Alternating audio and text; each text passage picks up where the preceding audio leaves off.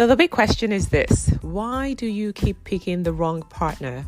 Today I discuss the importance of looking beyond what we can offer them.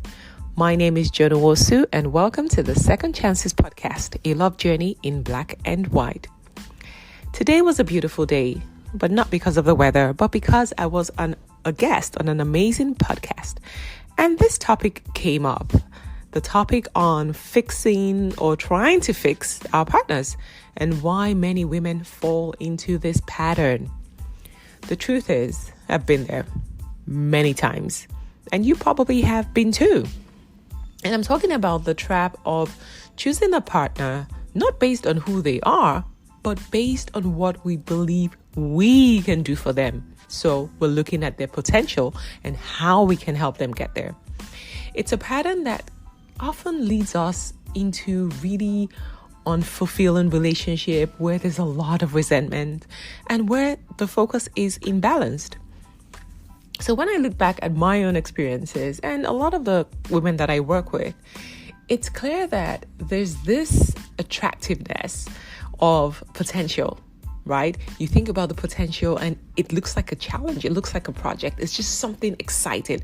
Something is triggered inside of you and you think, whoa, wouldn't it be a great idea to help this person become the highest version of themselves? We will help them get there. I will help them get there.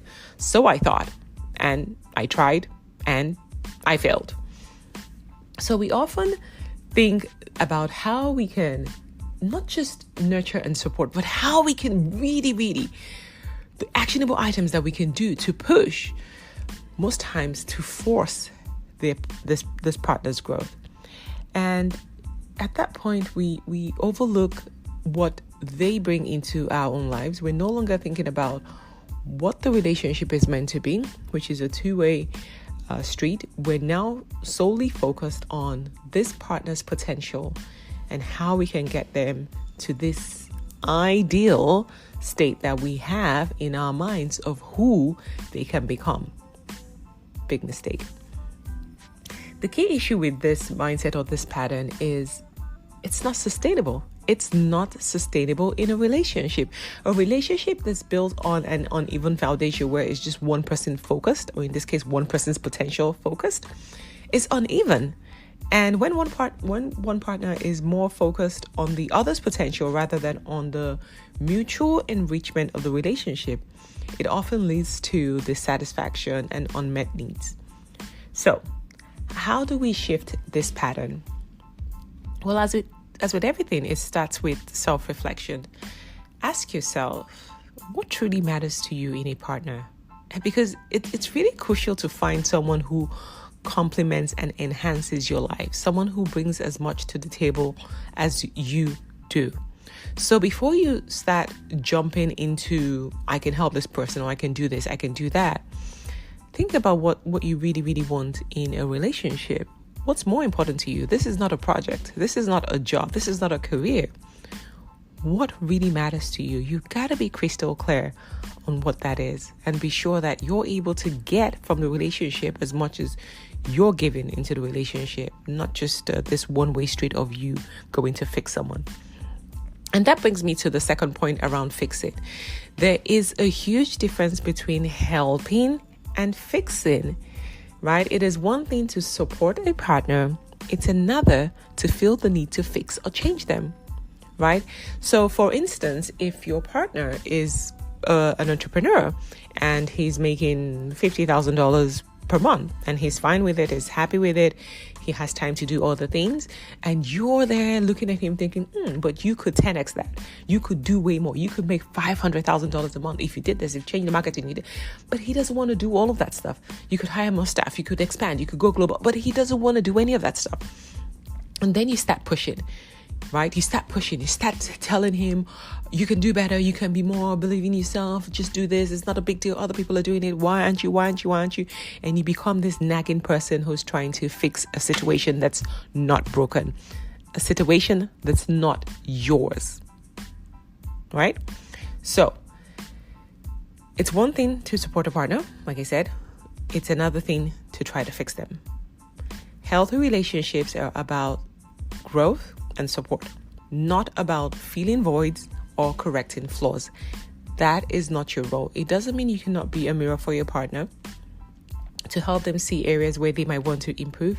But at the end of the day, the decision whether to move forward or not is theirs, right? So rather than picking a partner based on this ideal potential that you can help them get, how about you focus on meeting someone who's already where you want them to be, so that you're okay with who they are, you're okay with the life that they have, you're okay with who they have chosen to be. And that's what works when you accept them as they are, not you trying to fix them or to coerce them or to change them. It doesn't work, because they'll be met with a lot of resistance. And then the relationship becomes really, really toxic. He starts to shut down. He's not listening. You're frustrated. And eventually there's breakdown and the relationship will probably end.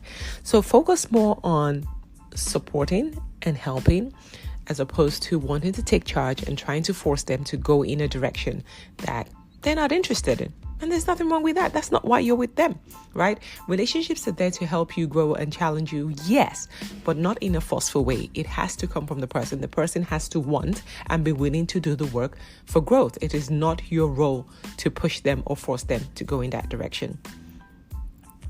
So we also need to focus on building relationships based on mutual respect, based on shared values, based on genuine connection, rather than just on a potential that we see in someone.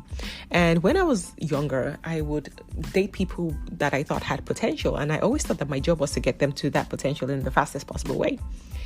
And the relationship was just not fun. The relationship was painful, because every day we're talking about strategy, we're talking about tasks that need to be done, goals that need to be met. It was very, very frustrating. There was no longer respect. We didn't even really have any shared values, because I wasn't making choices based on shared values. The focus for me was really trying to get this person where I thought they should be. It's not about that. That's not why relationships exist. It's about appreciating who they are now, not who they could become, because that's just setting yourself up for failure, because they might not want to become that. They might even try and still not become that. And then what? Then you walk away? No. So rather than trying to fix people, and this goes both ways, rather than trying to fix people, and even though, yes, it's natural for when you love someone for you to want to contribute to positively to their life, to make their lives better, to find ways that they can be more and do more. I get it. But that shouldn't be your main focus in the relationship. That cannot now be the bread and the all of the relationship. That cannot be the only thing that you focus on. No, it's not sustainable. A sustainable, fulfilling relationship is a two-way street where both partners feel valued for who they are in the present moment and what they bring to the relationship in the present moment. That should be the focus. How does this person make you feel? What really, really matters to you? Focus on that.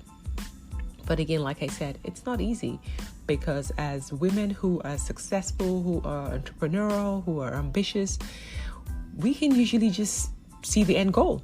And we think that our role is, let's just try and speed it up. I've got all this knowledge, this intelligence. Yes, if he asks for it, or he's on that path, and maybe there can be some synergy, great. But if he doesn't, if he's comfortable where he is, if he's okay with his career, then maybe consider those things when you're selecting a partner. If you want somebody who's ambitious and super successful, then just go for that. But finding someone who's already happy and comfortable where they are and trying to push them and force them to change, not sustainable. Thank you for listening to today's episode on the Second Chances podcast, a love journey in black and white. Remember, no matter what, never give up on love. Till next time, sending you love and light.